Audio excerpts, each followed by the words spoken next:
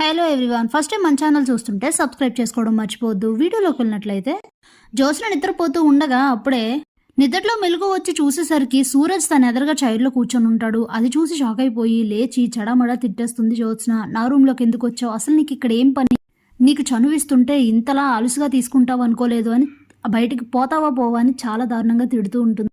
ఎందుకు బంగారం అరుస్తున్నావు, నేను నీకు సెక్యూరిటీని, బంగారానికి సెక్యూరిటీ లేకపోతే ఎలాగా అని అంటే, ఇదిగో ఈ మాటలే మానుకోమనేది, ఎందుకు వచ్చావు, అసలు నువ్వు ముందు బయటికి పోతావా, మా తాతను పిలిచి అల్లరి చైనా అని చెప్పి పక్కనే ఉన్న ఫ్లవర్ వాజులు అవి తీసి మీదకి ఇసురుతూ ఉంటుంది.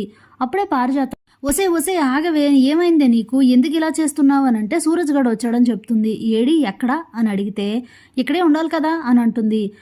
అంటే వాడు నిన్ను ప్రశాంతంగా నిద్ర కూడా పోనివ్వట్లేదన్నమాట, ఇక్కడ ఉన్నది నేనేనే, సూరజ్ కాదు, మరి సూరజ్ వస్తే నాకు కూడా కనిపించాలి కదా అని అయితే అంటుంది పారిజాతం. వీడు నన్ను డిస్టర్బ్ చేస్తున్నాడు అని చెప్పి ఆ టైంలోనే అవుట్ హౌస్కి వెళ్ళి శుభ్రంగా చడమడ తిడుతూ ఉంటుంది. ఎందుకు వచ్చావు అది ఇది అని అడిగితే, నాకు సంబంధమే లేదు, నేను రానే లేదు, అనవసరంగా ఎందుకు ఇలా అరుస్తున్నావు అని అంటే, ఇంతలోనే పారిజాతం వచ్చి, మీ తాతల గదిలో లైట్ వెలిగింది, నువ్వు ముందు రా అని చెప్పి లాక్కొని వెళ్ళిపోతుంది. ఇక జ్యోత్స్న తెల్లవారే, వీడు నన్ను చాలా డిస్టర్బ్ చేస్తున్నాడు, ఇదే అలుసు, ఎలా అయినా సరే వీడిని బయటికి పంపించాలని చెప్పి శివనారాయణ ఫ్యామిలీ అందరినీ తీసుకుని అవుట్ హౌస్ దగ్గరకు వచ్చి నిల్చోబెట్టి సూరజ్ని అయితే పిలుస్తుంది. ఏంటి అని అడిగితే, ఇక చూడండి తాత, నన్ను చాలా ఏడిపిస్తున్నాడు, నన్ను చాలా ఇబ్బంది పెడుతున్నాడు, నా ఫొటోస్ అన్నీ తీశాడు అని చెప్తే ఆ ఆల్బమ్ తీసుకొచ్చి చూపిస్తుంది. అంటే నా కూతురు ఫోటోలు నువ్వెందుకు తీసావని అడుగుతారు దసరా. సార్ ప్లీజ్, నేను చెప్పేది కొంచెం వినండి, నాకు ఫోటోగ్రఫీ అనేది హాబీ లాంటిది, తను ఒక్కతికే కాదు ఫొటోస్ అందరికీ తీసానని చెప్పి ఇంకో ఆల్బమ్ తీసుకొచ్చి మిగతా ఫ్యామిలీ మెంబర్స్ అందరి ఫొటోస్ తీసినవి కూడా చూపిస్తాడు.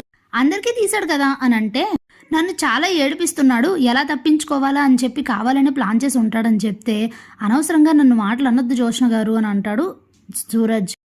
ఏంట్రా నువ్వు చెప్పేది, నీ గురించి నిజాలు అందరికీ తెలియాలని చెప్పి తాతని నన్ను కాపాడింది అబద్ధం, తనే ప్లాన్ చేసి కావాలని రౌడీలతో ప్లాన్ చేసి మరీ మనల్ని కాపాడినట్టు నటించాడు. మొన్న వడ్డించేటప్పుడు పప్పు ఒలిగిందని చెప్పి అక్కడ సారీ వద్దన్నాడు, కానీ ఆ తర్వాత సారీ చెప్పించుకొని షర్ట్ నాతో ఉతికించాడు అని చెప్పి తెగ కంప్లైంట్లు అయితే చేస్తుంది సూరజ్ పై. సూరజ్ ఏమైనా తక్కువ తిన్నాడా, దానికి రివర్స్ కౌంటర్లు సూపర్గా అయితే ఇస్తాడు. మీ దగ్గర వాటర్ బాటిల్కి డబ్బులు ఉన్నా కానీ కావాలని నాతో వాటర్ బాటిల్ కొనిపించారు, ఎందుకంటే స్కూటీ టైర్ పంచర్ చేయడం కోసం కావాలనే మీరు 2 కిలోమీటర్ల స్కూటీ మీద కూర్చొని నన్ను 2 కిలోమీటర్ల స్కూటీ నడిపించారు. దీపా గారు రెస్టారెంట్లో ఆ రోజు ఫుడ్ సేఫ్టీ నుంచి వచ్చి రైడ్ పడింది కదా, వాడు ఎవడో వచ్చి గొడవ చేశాడు కదా, అతన్ని జ్యోత్స్న గారే చేయించారని బయట పెట్టింది నేనే అని కోపంతో ఇదంతా చేస్తున్నారు అని చెప్పి ఇద్దరు ఒకరి మీద ఒకరు చిన్నపిల్లల కంప్లైంట్లు చేసుకున్నట్లుగా చేసుకుంటూ ఉంటారు. ఇక ఇంతలోనే జ్యోత్స్న అయితే, నాకు అవన్నీ తెలియదు తాత, ముందు అవుట్ హౌస్ నుంచి వీడిని పంపించేయండి, అసలు ఇక్కడ ఉండడానికే వీల్లేదు, పిచ్చి పిచ్చి వేషాలన్నీ వేస్తున్నాడు అని చెప్తే, సరే అమ్మ నువ్వు లోపలికి వెళ్ళని చెప్తాడు శివనారాయణ. ఇక ఇంతలోనే నాకు ఉప్మా మాడిపోతుంది సార్ స్టవ్ మీద అని చెప్పేసి సూరజ్ కూడా అక్కడి నుంచి అయితే వెళ్ళిపోతాడు. ఇక శివనారాయణ ఫ్యామిలీ అంతా లోపలికి వచ్చి కూర్చొని డిస్కస్ చేసుకుంటూ ఉంటారు. మీరేమంటారు కార్తీక్ అని అడుగుతాడు శివనారాయణ. అప్పుడే దీపా మీరేమైనా అనండి, జ్యోత్స్నకైతే సూరజే కరెక్ట్ అని చెప్పేస్తుంది. ఇదేంటి దీప ఇలా నోరు జారింది, ఇప్పుడు తాత ఏమంటాడో అని ఆలోచిస్తూ ఉంటే, అప్పుడే ఏంటి అదేంటమ్మా అలా అంటున్నావు అని అడుగుతాడు దశరథ్. అవునండి, వాళ్ళిద్దరు ప్రవర్తన చూస్తుంటే నాకు ఎందుకో సూరజ్ జ్యోత్స్నని ఇష్టపడుతున్నాడేమోనని అనిపించింది. ఇద్దరు టామ్ అండ్ జెర్రీ ఇలా కొట్టుకుంటూ ఉంటారు. ఇలా చెప్పొచ్చో లేదో నాకు తెలీదు, కానీ నా అభిప్రాయం ప్రకారం సూరజ్కి జ్యోత్స్నకి వాళ్ళ యాటిట్యూడ్కి వాళ్ళ మెంటాలిటీకి బాగా సూట్ అవుతుంది. అలాగే సూరజ్ కూడా చాలా మంచివాడు, ఆస్తుల కోసం పదవుల కోసం ఆశపడే మనిషే కాదు, మనం కూడా ఒక మంచివాడి కోసమే కదా చూస్తున్నాం, అందుకే నేను అలా అన్నాను, తప్పనుంటే క్షమించండి అని అయితే అంటుంది దీప.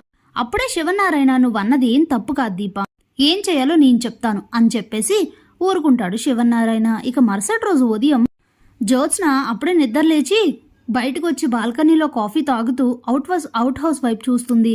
ఈ సూరజ్ గడు వెళ్ళిపోయాడా లేదా, వీడిని పంపించేశాడా లేదా తాత, నేను చెప్పిన దానికి పక్కా పంపించేసి ఉంటాడని చెప్పి వెళ్ళి చూసేసరికి అప్పుడే బయటికి కాఫీ కప్తో వస్తూ ఉంటాడు. గుడ్ మార్నింగ్ బంగారం అని అయితే అంటాడు. ఏంట్రా గుడ్ మార్నింగ్, నువ్వు ఇంకా ఇక్కడే ఉన్నావా, నిన్ను పంపించలేదా మా తాత అని అంటే, అవుట్ హౌస్ నుంచి పంపించేశారు, డైరెక్ట్గా ఇంట్లోకే ఎంట్రీ ఇచ్చారు అని చెప్తాడు. ఒక్కసారిగా షాక్ అవుతుంది జ్యోత్స్న. ఏం చెప్తున్నావురా, మైండ్ ఉందా అని అడిగితే, ఏముందో నీకే త్వరలో తెలుస్తుంది అని అయితే చెప్పేసి అక్కడి నుంచి వెళ్ళిపోతాడు. వెంటనే జ్యోత్స్న లోపలికి వచ్చి కోపంగా అందరినీ పిలుస్తుంది. అసలు మీలో ఎవరికైనా నా మీద ప్రేమ ఉందా? నన్ను పట్టించుకుంటున్నారా? నేను చెప్పానా ఆ సూరజ్ గారిని ఇంట్లో నుంచి పంపించమని? ఏంటి వాడు ఏదేదో మాడుతున్నాడు? అవుట్ హౌస్ నుంచి వెళ్ళిపోమన్నారు, ఇంట్లోకి ఎంట్రీ ఇచ్చాడని మాడుతున్నారేంటి? ఏంటి తాత ఇదంతా? వాడిని ఎందుకు పంపించలేదు అని అడిగితే సూరజ్ చెప్పింది నిజమేనమ్మా, తన్ని అవుట్ హౌస్ నుంచి వెళ్ళిపోమన్నాను, కానీ ఇంట్లో ఉండమన్నాను. ఇక నుంచి లైఫ్ లాంగ్ తను మనతోనే ఉంటాడు, మన ఫ్యామిలీ మెంబర్ గానే ఉంటాడు అని చెప్తాడు. షాక్ అయిపోతుంది జ్యోత్స్న. నాకు ఒక్క ముక్క అర్థం కాలేదు తాత అని అంటే అప్పుడే కార్తీక్ సింపుల్ గా చెప్పాలంటే జ్యోత్స్న సూరజ్ నీ ముక్కుకి తాడు వేయబోతున్నాడు అని చెప్తాడు. ఒక్కసారిగా షాక్ అవుతుంది. ఏంటి బావా, తెలుగులో చెప్తావా అని అడిగితే మా బావ చెప్పేది తెలుగులోనే, సూరజ్ నీ మెడలో 3 ముళ్ళు వేయబోతున్నాడు అని చెప్తుంది. స్టన్ అయిపోతుంది జ్యోత్స్న. ఏం మాట్లాడుతున్నావు దీపా, మైండ్ ఉందా లేదా? వాడు నాకు భర్త ఏంటి, ఏం చెప్తున్నావు అని అడిగితే అప్పుడే శివనారాయణ అవునమ్మా, నీకు సూరజ్నిచ్చి పెళ్లి చేద్దాం అనుకుంటున్నా. నేను సూరజ్తో కూడా మాట్లాడాను, తనకి నీ మీద మంచి అభిప్రాయమే ఉంది, కాబట్టి మీ ఇద్దరికి పెళ్ళి అయితే నిశ్చయించాం, త్వరలోనే ఎంగేజ్మెంట్ అని చెప్తాడు. అప్పుడే సూరజ్ అయితే జ్యోత్స్నను చూసి నవ్వుతూ ఉంటాడు. ఇక తన దగ్గరికి వెళ్ళి మండిపడిపోతూ ఉంటుంది జ్యోత్స్న. ఎరా, నువ్వు అనుకున్నదంతా అయ్యిందా? నువ్వు కోరుకున్నదంతా జరిగిందా? ఇప్పుడు ఇందుకే కదా, అందరినీ ఇలా ఇంప్రెస్ చేయడానికే కదా ఇన్ని వేషాలు వేసావు. ఇప్పుడు అనుకున్నదంతా అయ్యిందా? కానీ నువ్వు అనుకున్నది ఎప్పటికీ జరగదు. నేనేంటి వీణ్ణి పెళ్లి చేసుకోవడం ఏంటి తాత? చచ్చినా చేసుకోను అని అంటే చేసుకొని తీరుతావు జ్యోత్స్న, నీకు వేరే ఆప్షన్ లేదు అని అంటాడు కార్తీక్. ఎందుకలా అని అడిగితే అవును, ఇప్పుడు సూరజ్ మనకు తెలిసినవాడు కాబట్టి నువ్వు ఇలా అంటున్నావు, బయట నుంచి ఇదే సంబంధం తీసుకొస్తే ఏం చేస్తావు? కళ్ళు మూసుకొని తాళి కట్టించుకుంటావు. ఎందుకంటే నీ పెళ్లి బాధ్యత నాదని చెప్పావు కదా, మరి నేను తీసుకొచ్చిన సంబంధాన్ని నువ్వు యాక్సెప్ట్ చేయాలి. నీ గురించి సూరజ్కి ఒక ఫుల్ అవగాహన ఉంది. నిన్ను ఎలా భరించాలో, నిన్ను భరించేవాడు వాడే కాబట్టి సూరజ్కి ఇచ్చి నిన్ను భరించే కెపాసిటీ సూరజ్కి ఉంది కాబట్టి నేను తనకిచ్చి పెళ్లి చేయాలని అనుకుంటున్నా. నిన్న మాలిని పంపించిన సంబంధం వాళ్ళు వచ్చినప్పుడు చూసావా నీ గురించి ఎంత బాగా మాట్లాడాడో?